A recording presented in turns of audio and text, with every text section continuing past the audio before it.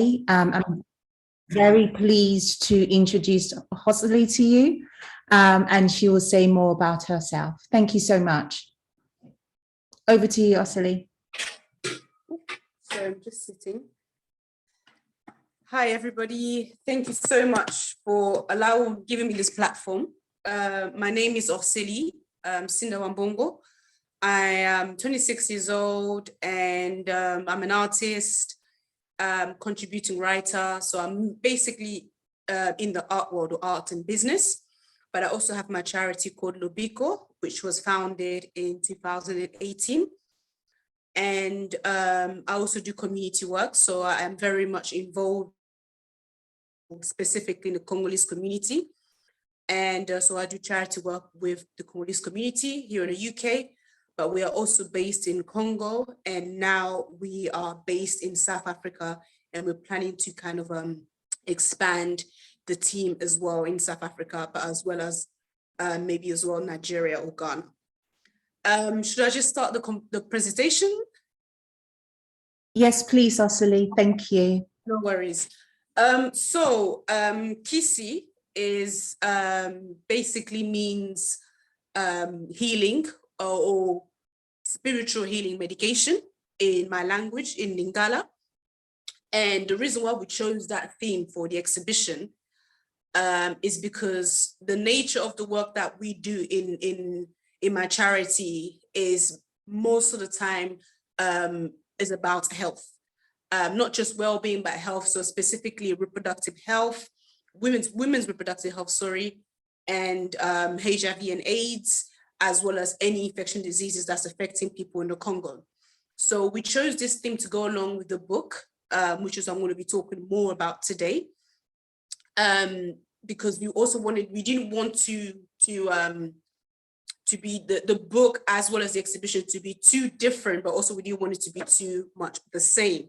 So we chose Nkisi as a way to discuss how the body is affected by medication, but as well as how the body is affected by the environment that is in, as well as the social environment. And I have 5 artists who will be showing the artwork in the exhibition. One is Rayvenn D'Clark, who I went to university with. She's currently a lecturer. So her work is about the Black female body, and she'll be showing a photograph of this a class that she did of me, where I just modeled for her.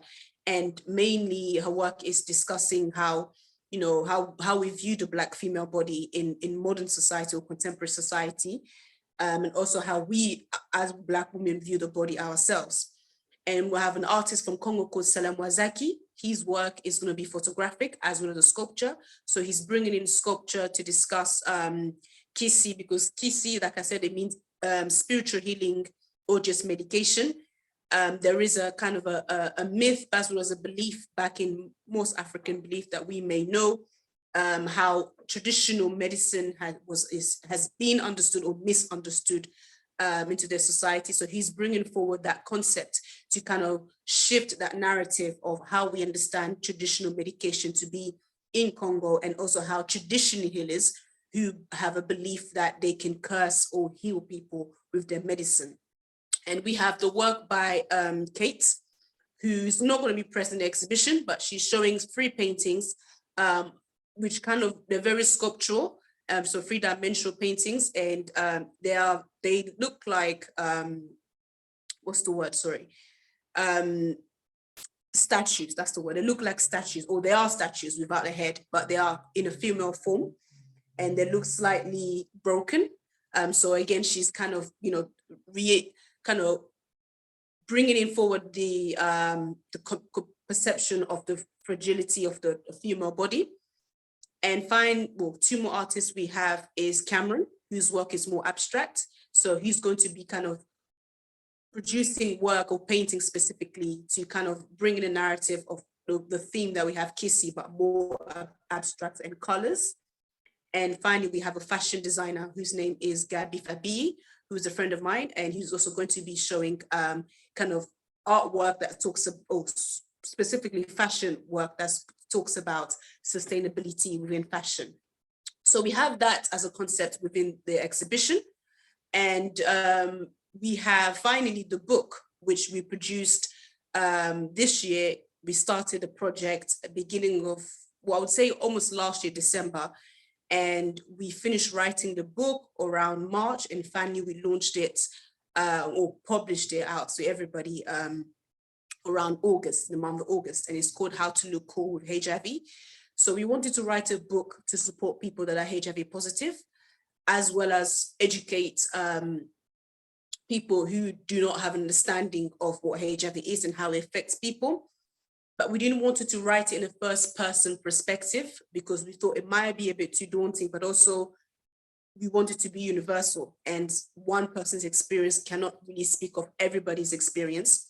But when we kind of not collaborate, but mention the facts and small experiences and also life in general, we wanted to draw people with that in that way, if that makes sense. So the book, again, is available on Amazon. And we also found now we have a translation in French.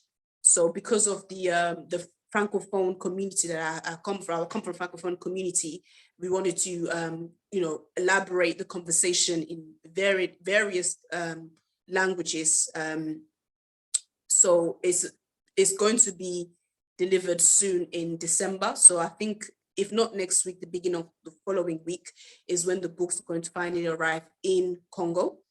And the books are now available in South Africa. So with the team that I have in South Africa, they've started projects because HIV, South Africa, has the highest epidemic of people living with HIV.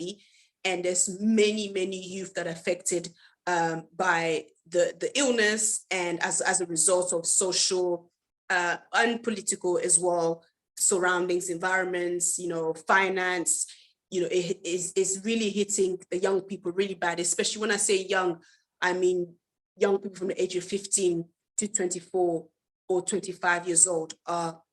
There's a huge epidemic with that range, that age range. So we really want to tackle that stigma, but also we want them to live a normal life, to see how you can live life even if you are HIV positive, but also to get them to focus on their education rather than just focusing the illness. So it's kind of, that's what the book is about. So we started the work already in South Africa, specifically in the Eastern Cape. Our coordinator, he's also working with the community leaders. So we're trying to get the work with one of the national leaders to help us distribute the book, but also, get the message out there. And finally, in Congo, we have I have a team. I have more members in Congo. We are kind of going to be doing the same thing, but because we already have the relationship with the national HIV program in Congo, so we'll be working with them to deliver workshops, projects, not just on the book, but specifically on health. So we want the book to be about HIV, yes, but we also want to kind of associate different conversations that are related to that one topic. And we're also currently going to be donating a few copies as well to Malaika, a charity, or a school charity in Congo. Is huge. However, the book is not doing that well here in the UK. And I think it's because we've gone so far with HIV, with the conversation. So people have kind of forgotten about that. It's still here. Like people that are predominantly affected by that is Black African communities, as well as MSM, or men who have sex with men. So, but within the Black African community, it was still, we've kind of forgotten, and we're not well educated, or in simple words, we simply do not care. So that's the response I've had. I've worked with when I used to work in charity, not anymore, but I've worked with young people, older people from African communities, and I've seen that it's not just the illness that they're affected by, it's other, not necessarily threatening life issues, but issues of belonging, issues of family issues that affect No, it's a meeting. Sorry about that. Hi, Osmani. Sorry. Sorry, Osmani, I have a question. And I wouldn't apologize, by the way. You know, we're user friendly, so mom is always a good feature in everything we do. Don't apologize. Obviously, I've talked to you before in the past with regards to your work regarding art, how you've come about it, and the difference in the way you approach and practice art in comparison to how art is generally practiced. And I think it may be useful. I kind of know from speaking with you, but I think it may be useful to distinguish, because you spoke about a few professionals that you work with that are part of your team that are speaking, but whilst they produce art at a very unique and a very high quality end. And I just wondered if you could share a little bit more about that, just for those that perhaps don't have the academia, the wealth of experience that you have, and understand what art is and how it's generally perceived, and the differences with regards to what you do at Lobiko and what you're looking to do going forward. Yes, so our charity is not actually about arts. I think we just wanted to, well, when I spoke to one of the guys I'm working with for another project, he said, why don't you just not just do a book launch, but kind of combine the book launch with an exhibition, because you're already in that field. I guess it would be easier to have a kind of different conversation. So our charity is not about art at all. I think just me being an artist and coming from that field. And the artists that we work with, they are professional artists by profession. So they do exhibitions.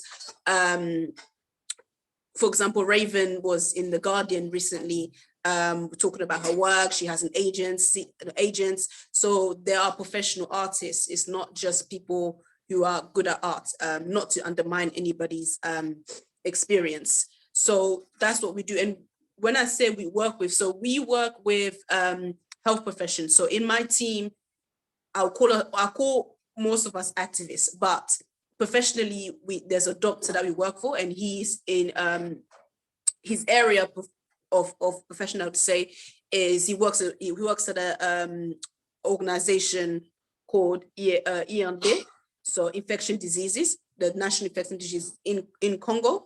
So he was kind enough to give, to volunteer at the charity and give us knowledge of what he has.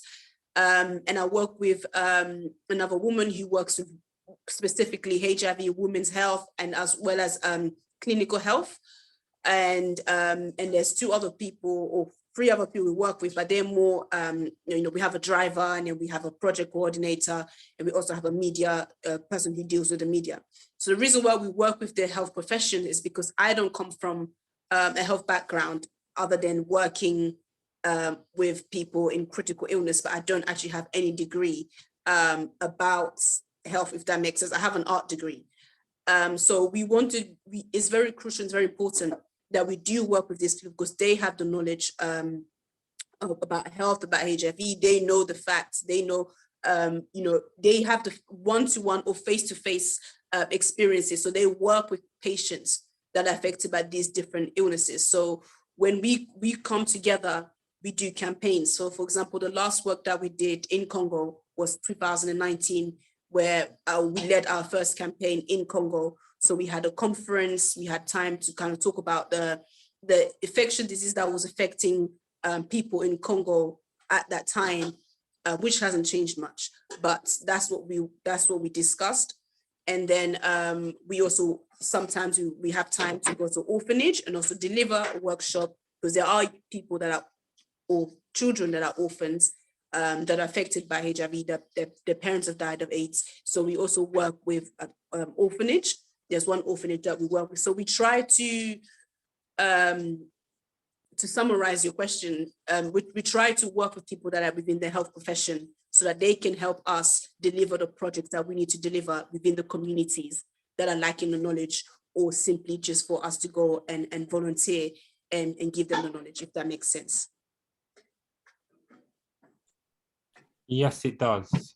And it is, for me, I thought it was very key in terms of how holistic your team is, and I guess the wealth of experience, and bringing those key elements in terms of the art, the tradition of the art, as well as the health itself, to explore.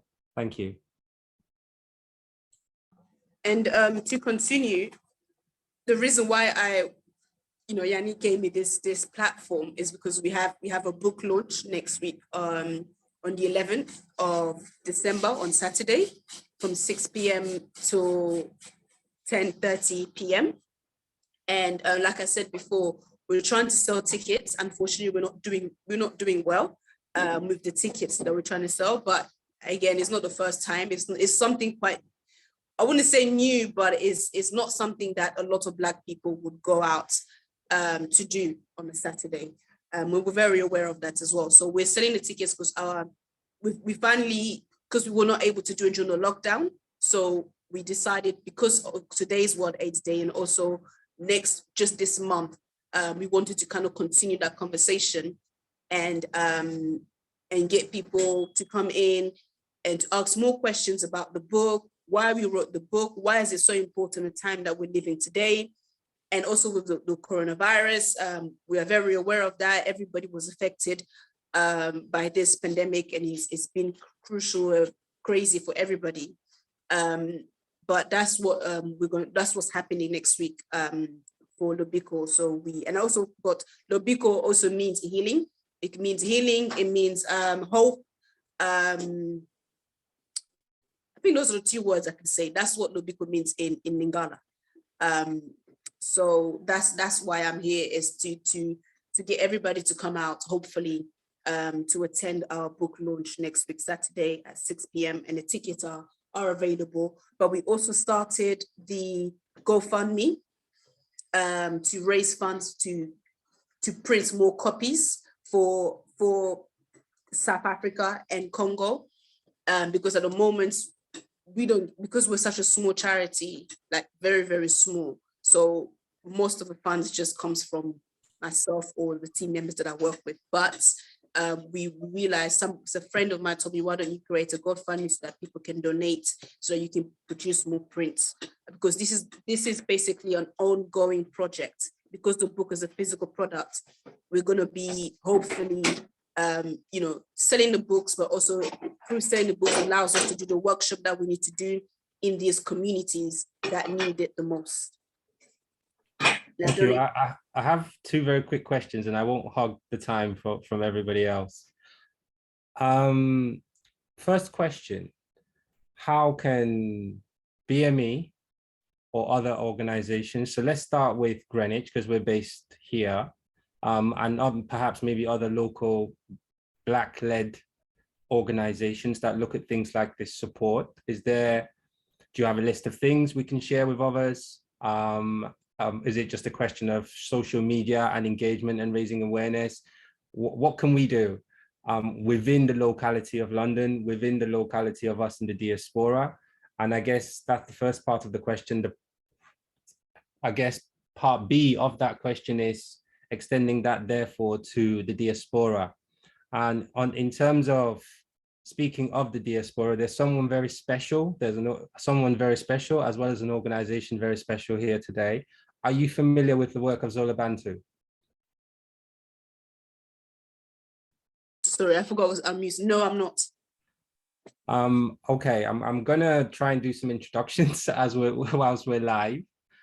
Brother Avi, who is the leader at Zola Bantu, please meet Horcelie Sinda. I think you both have some strong commonalities in terms of what you're trying to achieve with regards to Congo, what you're trying to achieve, not just with regards to Congo, generally amongst our kind.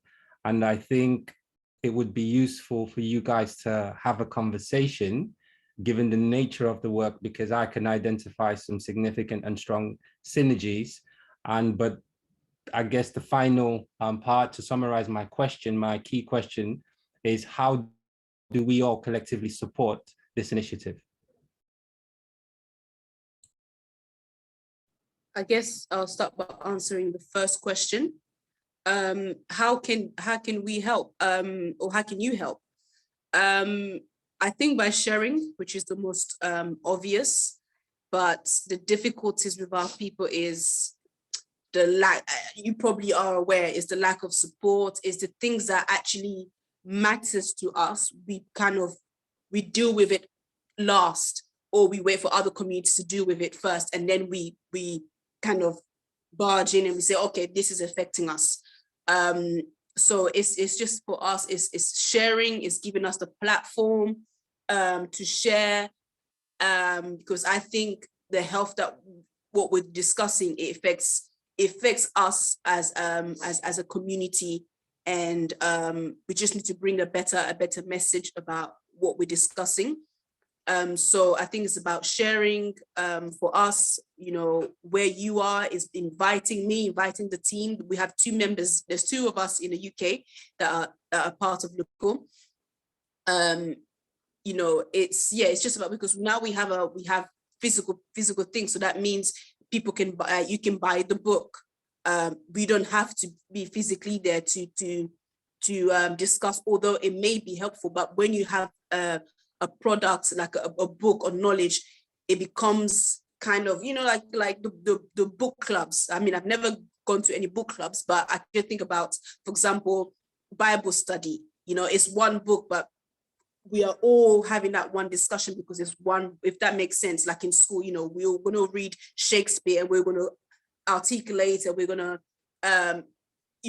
give an interpretation. So I think that's what it's about. The reason why we wrote the book is that so we don't have to be physically, like I don't have to be physically in South Africa to run a workshop. But whereas if I have the book whereas when the book is already there, I'm trusting on the team that are already there to read the book and also continue conversation. Also, of course, it's going to go alongside what we're doing, but it's a practical thing that anybody that can read, of course, that they can do without us being present. We can just share with you objective of the charity, and you can just pass on the message and say, look, here's the book. I've read it. It's a book. A book is a book, if that makes sense. I think that's the ways to support us. We're welcoming also team members.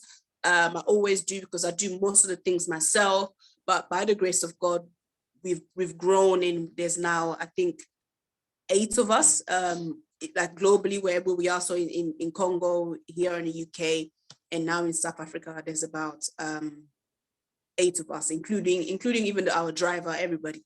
So we're growing slowly and slowly. So that's what I can say in some support. It's just sharing. There's a GoFundMe that's available. It's buying the book, read the book, tell us what you think about the book.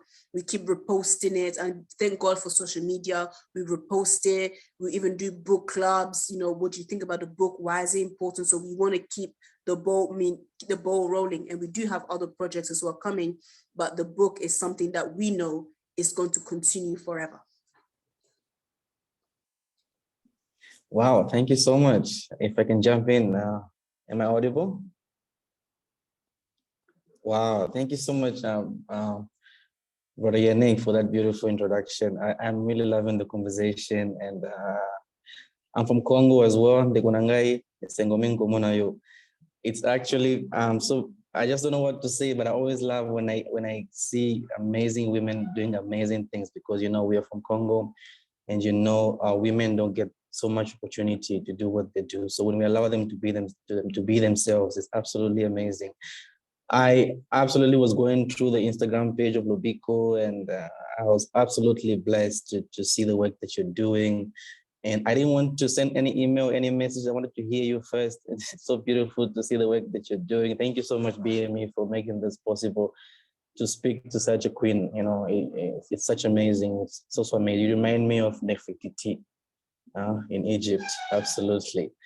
We're from Zolobantu. We love you, and we want to really support and with BME as well, to see how we can make sure that on the 11th of December is a success for you. I'm excited. You're going to have Ella Inri over there. I love the work your team member, Junior Masandi. I think absolutely. I just wanted to know how has been your expectation, and also how does it feel to have Ella over there on Saturday, and also working with Junior Masandi, who I think is an inspiration to all of us, 1,000 miles. And I'm really excited I love your earrings as well. Amazing earrings. Thank you so much. Yeah, how does it feel to work with Junior Masandi, and also how you excited about meeting Ella on Saturday, the 11th? Thank you. Thank you for that question. So Junior and I met through social media. This was in 2019. Yeah, it was, no, 2018. So we were just exchanging messages, just laughing. It was nothing serious until it happened that we were both going to Congo at the same time. So when I was going I was leading the campaign for the charity, he said he was also going. So Junior is an exception because he actually is a not only our what's the word, basically he works with 3 other charities, so he's great like that. So I met him through Revive Congo, which is another charity based in the UK and in Congo, and he saw the work that we were doing, and he was also volunteering with Revive Congo. I knew Revive Congo before he came. So, and then we stayed in contact, and he told me if you ever need any help, but for some reason, me being stubborn, just doing everything myself, I just said, yeah, it's okay. Into 2020, I think, no, early 2000. So only last year, I spoke to him, I said, yeah, I actually need help because I can't, this is too much. So that's when he joined the team. And we just started work. So he's in charge of the media management that within the charity, and he's met the team in Congo, Dorcas and the Dr. Musoko, our driver. So he's very aware, and we, as busy as he is, we try to have as many meetings as possible. So that's where I met Junior, and he's amazing. He's going to be there on Saturday. He does everything. He's a footballer. He's works a full-time job. And he's what's that word when you are a charity, you're representative? I forgot. So yeah. Wow, that's absolutely amazing. Absolutely amazing. I'm really excited for the 11th, and Zolabantu and BME, we're going to work together and see how we can support Lobiko and make sure that the 11th is absolutely a success. I don't know if you've heard about Master Studio, Miss Charlene Kalonji. I don't know if you've heard about her. I know her. I know Charlene. Wow. Yeah. Wow, that's amazing. That's amazing. I'm definitely looking forward to learn a lot from you during this conversation as well. I'll give the time maybe for others who have questions or something to add as well. Question about Ella. Ella Inri. You said something about am I excited meeting Ella on Saturday? I think you mentioned the singer who will be available, Ella Inri. Oh, you're talking about Ella the singer. Yes. Yes, Ella the singer, yes. I saw it in the poster in Eventbrite. Oh, Ella will be there. You really digged in, didn't you? Yeah, I was looking at the beautiful work you're doing. Yeah, Ella. Yeah, I am. So I met Ella through Joël, who's Congolese. I try my best to work with Congolese people as much as we're not united, but I really try my best. So I met Ella through Joël, who's our promoter, who's helping us promote this event. And we were looking for singers everywhere. And then, you know, our community, you approach somebody, like I knew somebody before who's an amazing singer. She didn't reply. She just ignored the message. She took like 2 weeks, and I saw the message had 2 ticks. And I was telling somebody, I said, you see our community, you have something, I'm giving you a platform, you're not doing it for free, I'm paying you. But then it's like you become big, so I just leave it. So when I saw Ella, I was like, yeah, let's bring her forward. She seems lovely. So I've never met her physically. I've only spoken to her over the phone. So she's going to be performing. So the way the structure of maybe I should just talk about that as well. So the way the structure of the show is that people will come in and look at art for like 2 hours. We put 2 hours because we know Black people are always, late, African people, African time. So we allow people to come in and, have a drink, not alcohol, of course, but have a drink, have some food, get the chance to look at the artwork, start the conversation going. And then later on, we have the book launch for just 40 minutes. We discuss the book, why we wrote it, and who is Lobiko, and the work that we're doing. And then finally, we have the performance. That's when Ella comes in. So she's going to be closing the show. Wow, awesome. Awesome. would it be possible, Osmani, you know, when you're posting, leading up to the event, in terms of social media engagement, I'm sure Zola's happy to share their social media as well. They're on Instagram, most of the platforms that we're on. Would it be possible for you to then share with us, and so we can recycle simultaneously? Yep. Yep. Would that be okay with you too, Brother Avi at Zola? Oh yeah, absolutely. I'll even be more interested if the event will be live and we can also show it as well. That'll be really good. Awesome. I was thinking, as you were speaking earlier on, with regards to engagement for this, have you spoken to local as well as non-local faith groups? I think you were talking about, I guess, some level of promotion and some of the challenges with promotion. And I just wanted to explore the GoFundMe. I have some experience of trying to run those and the difficulties with trying to build finances via that means. How is that going? Is that the only means of donations you're running, and how open are you to alternatives? Yeah, at the moment, yes, it's the only ongoing funding that we are trying to, because of this project is ongoing. So it's the only source of funding that we're relying on. In terms of promotion, to be very honest, our people don't support. My community are the worst supporters. I always say that. People are always shocked. I'm like, yes, we are the worst. Congolese specifically, we are the worst out of the worst. There's an issue of pride, there's an issue of leadership, and so on and so on and so on. But also because there's so many charities as well. So there's kind of a reluctancy of trust, because so many charities have let up people down, even within the community, even the world.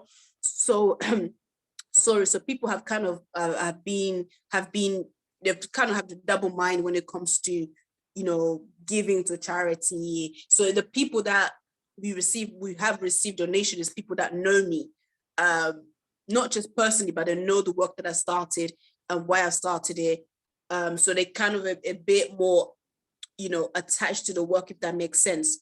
But for example, when I went to Congo in 2019, surprisingly, different people donated.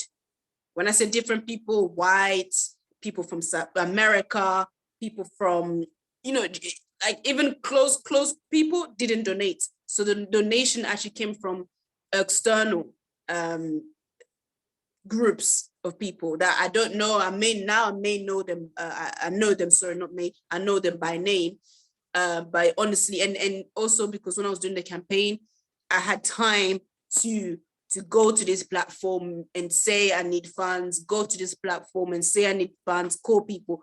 But sometimes the reality is, yes, I'm running a charity, but I'm also in a very competitive career. So I have to keep in mind that I have to invest my time as well in art as much as I'm investing in the charity. So that's kind of where we get our funds is we've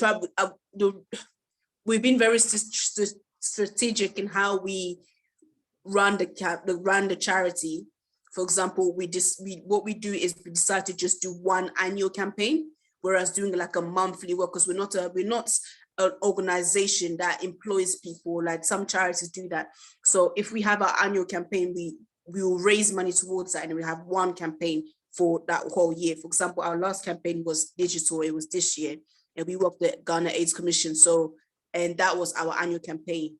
So that's what we do strategically. So we're not begging people to give us money. So people are aware that they do annual campaigns every year.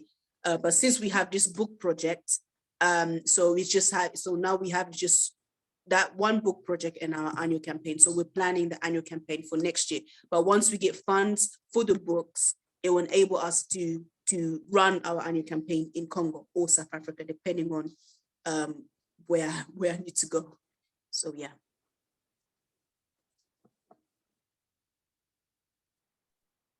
Thank you for that, Horcelie. I don't know if others have got any comments or feedback. I feel as if I've been talking a lot. and throwing questions at you. I have one last thing to say, and then I'll shut up.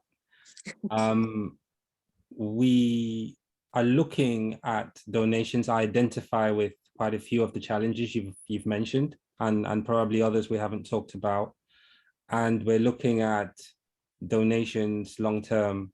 There are some people on the platform that are looking at that long term as well. And it may be useful to explore that conversation with yourself.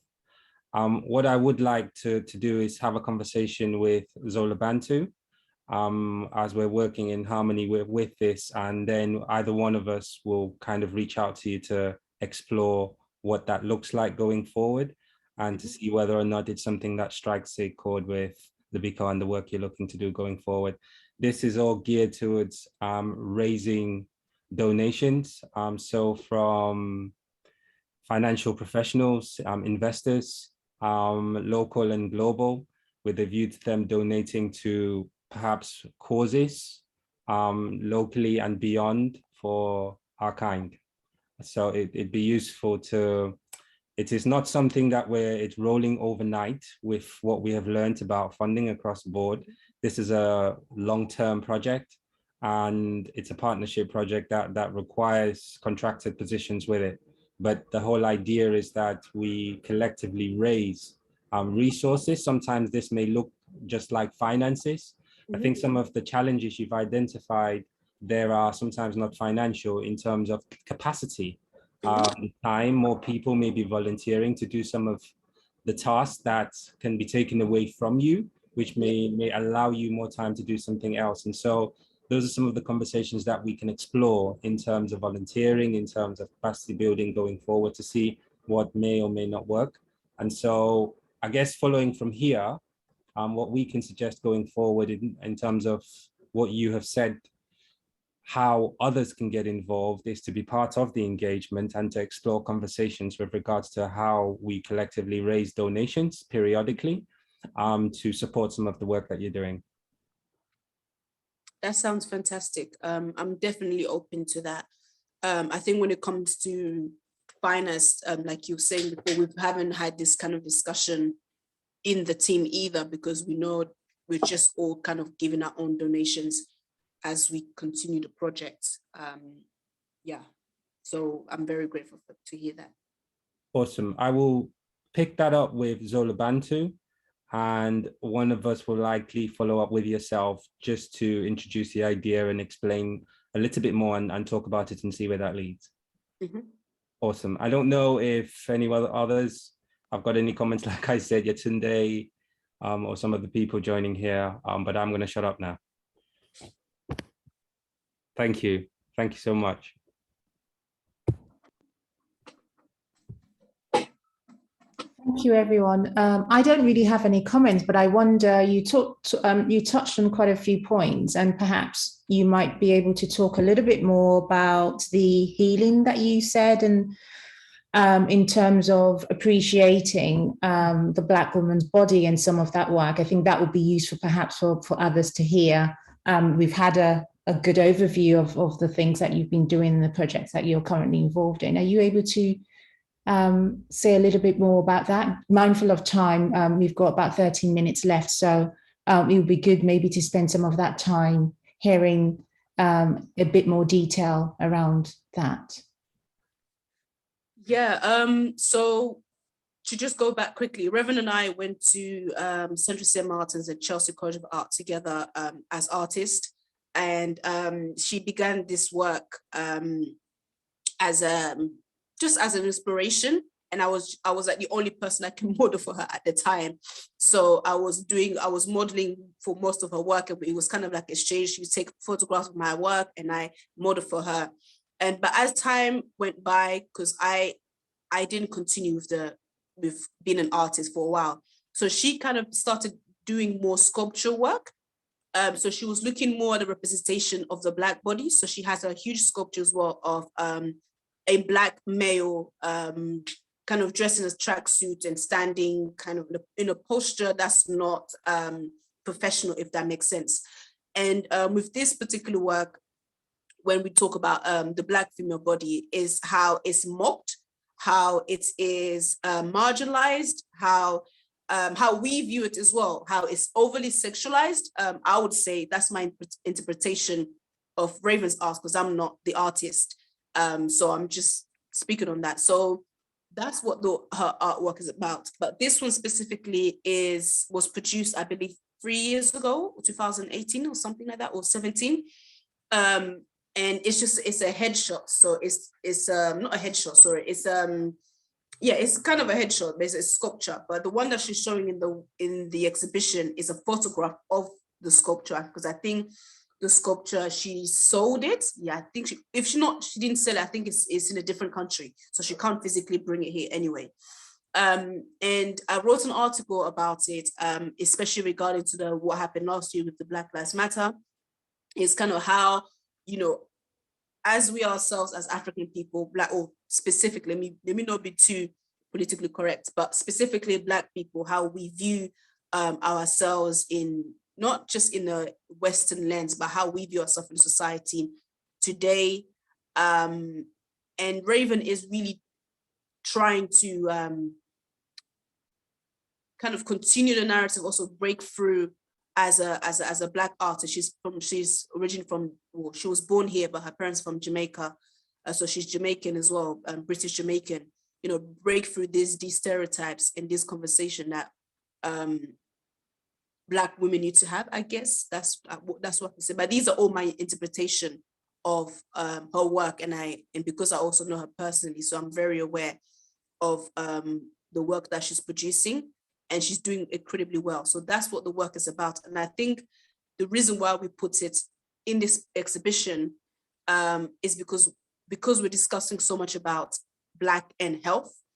We're also going to be thinking, we want the viewer to also think about Black female body when it comes to health, especially here in the UK. We are seeing a lack of representation of Black professions. I have friends who work in as nurses, and they say their experience in these spaces professionally, it hasn't been the nicest. But also, if we are going to look back in Africa, also ourselves, how are we viewing this body, this African body, or this Black body, or this medical body specifically? And then it becomes, again, the cycle, it becomes a bit political, because when we to speak specifically in Congo, when we talk about the medical body in Congo, there's a huge discussion about how women are raped, how rape is used as a weapon of war, how women are not educated. So we're trying to string those things together and have that kind of conversation around the Black female body, if that makes sense.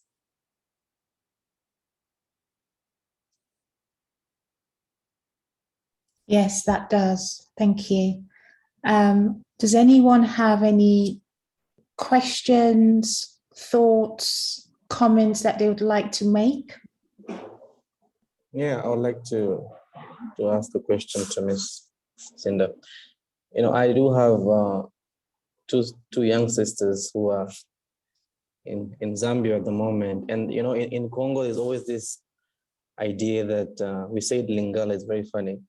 Banapoto babeba. It means kids who grow up in Europe or outside Africa are spoiled. So even my father was scared to send my sisters out. We have Miss Sinda, who left Congo in 2004 and 2017 with the Miss Congo UK, amazing things. And I didn't know you knew that. I do, but I didn't know you were the one, because I saw so many beautiful queens over there. Yeah. So there's this idea that it's true that the system in Europe is designed for Black failure, and but here you are really moving in the right path. So what has been, the motivation, and what has kept you in the right path and not moving astray, and proving those back home that even though wherever you are, you can still be the best version of yourself, despite what has been, despite all the blockages in the system to make you fail as possible. Yeah. Yeah. I would say thankfully I had a good upbringing. I don't think all Black people have that. Just like majority, I was raised by a single mom as well. But I think, yeah, I think I don't know. Sometimes people say it's a calling, I guess, by God's grace. But I also think I like to think of investing in myself and also investing in the community, because at the end of the day, the people that I work with, they're upper class, you know, where I work in art gallery. But despite if the system is designed to destroy Black people, I've also learned a lot working with white people in their professional spaces. And I would say where I work, I've learned so much. And I've learned, for me, I'm trying to understand the money game. And I think that's one thing we have to understand as a Black community, as Black people, how you can invest in yourself, a business, buy land. I think Yannick spoke about this last year. I don't know if you remember. We had this meeting about land, buying land. So it was really engraved in my head, because I realized, yeah, you have to understand the money game. As much as I want to do charity work, as much as I want to invest, but it's all about money. And the people that I work with, they make millions. And charity is something that comes secondary. And they don't necessarily even need to say, oh, I'm going to build my community, because they have, you know, 3 generations of wealth on their back, including another 3 generations of the children that will come after. So, and we're like stuck in the middle as Black people. That's why I feel like we're like stuck in the middle. So I think for me, I'm really, really, really focusing on this idea of investments, what it means to invest financially, and also invest within your community. I think that's my goal right now. And I think that's what I mentioned before. I don't always have the time for the charity, because I know when it comes to developments, charity is great, but we also need to understand the money game within ourselves as Black people and African people, and how we can generate that within ourselves. It's difficult. It's a difficult thing to do. It's a difficult conversation to have. But we need to have it, and we need to get going, because otherwise, in Congo right now, Chinese people are coming. I was in Congo there, and I saw Chinese people were there. And when Chinese people, the majority of them are there, give them 5 years, that's it. They will thrive. It's the truth. It's the truth. They know the money game. And I'm not saying Congolese people don't know the money game, but I wish we were more organized and more trustworthy. Like we trusted that if we were more organized and more trusting, we would have gone far by now. But even churches are not trusting. So I don't know. That's another conversation for another day.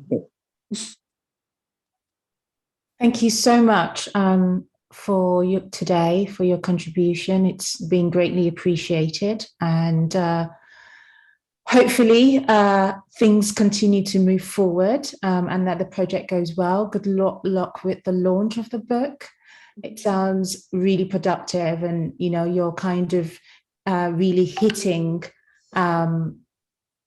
very topical issues. I don't know whether you've heard the news today around the groundbreaking progression since 40 years ago, where we've become accustomed to HIV and AIDS and the experience of people living with this condition. So I think it's an amazing coincidence, maybe, or maybe it was planned that way, but you know, it's really great work, and thank you for again joining us today. I want to say thank you to everyone that has attended.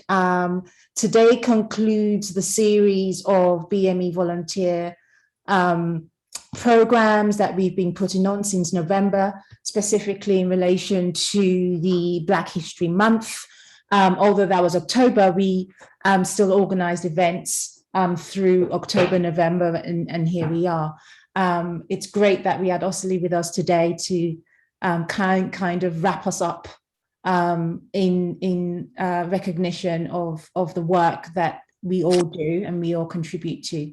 We'll be in touch shortly to highlight further events that we're planning and that we're going to be holding through the year. We wish you all well. Thank you so much, and we look forward to seeing you all soon. Thank you. Thank you. Thank you, Horcelie. Thank you, Horcelie. Thank you, Zola Bantu. Thank you, participants. Thank you, everyone. Bye-bye. Bye. Zola.